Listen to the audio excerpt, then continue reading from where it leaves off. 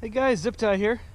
Today we're gonna do a little maintenance on the trike. An oil change on the Predator 212. Stay tuned. You wanna go out? You wanna come out and help? Come on. Down. Lay down. Oh, lay down. Lay down. Lay down. Oh, it's on the rocks. It's on the rocks. It's a good boy. It's a good boy.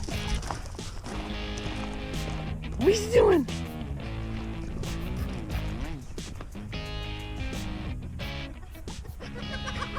Hey, be nice to those chickens!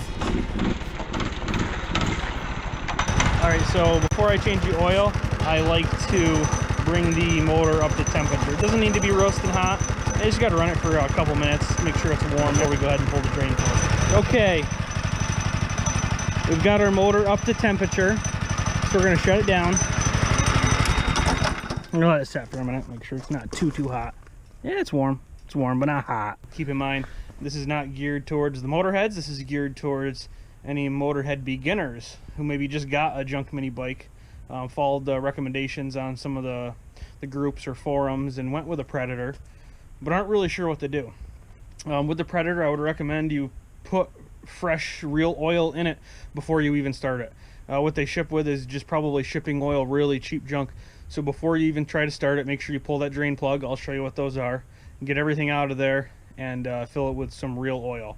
And I say real oil, I mean something as basic as, let's say, Walmart brand 530. Last time I happened to be in Walmart, this Quaker State 530 was on sale and was cheaper than the Walmart brand, so I picked up 2 gallons of that.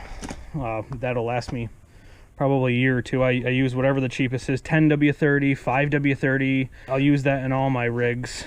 As far you know, 4-stroke rigs that can take straight motor oil. So the 2 Predators on these 2 Wasteland rigs, I mean, heck, on my old tractor over there, I use that same oil. The brand is not as important as the fact that you change the oil frequently, especially for things that get used in dusty or crappy environments, only get used once in a while, sit outside. It's a very cheap price to pay for a peace of mind. I like to change the oil every year. I probably don't do it more than once a year.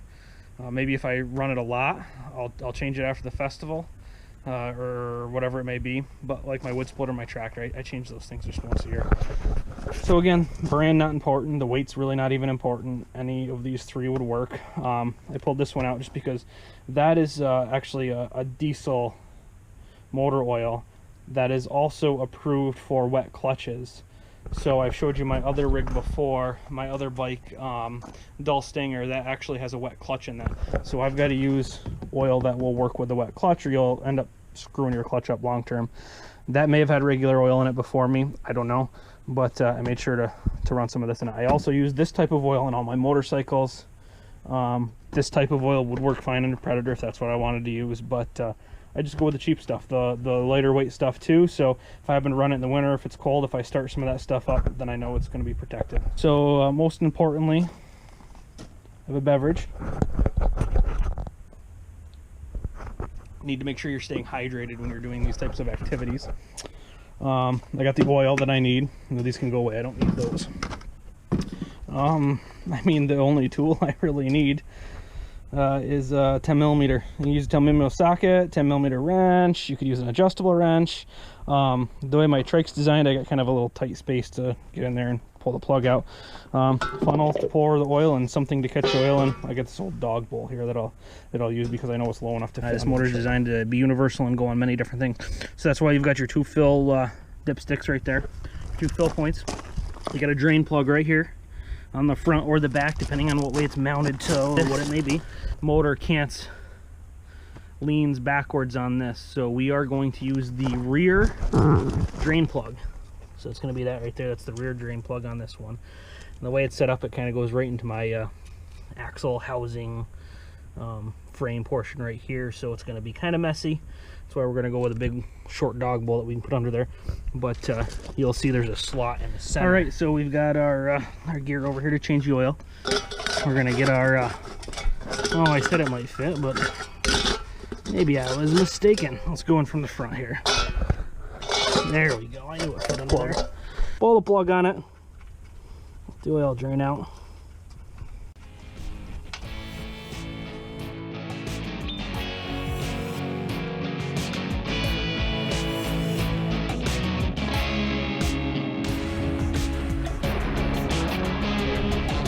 going to go ahead and reinsert the plug.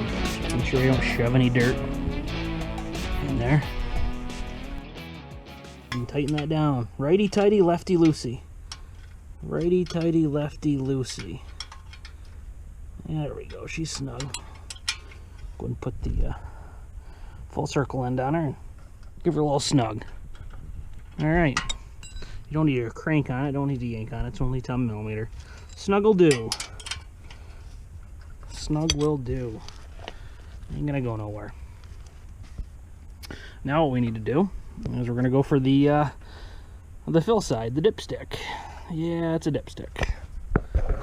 Aren't we all dipsticks? Alright, so I'm gonna grab my dirty rag for a second. I'm gonna just wipe some of the dust off it here. I'll try to avoid getting anything in there that we don't need to. Our little B camera here. On our B camera. Let's see if we can get that shot. Let's stop her. Oh, B camera bit.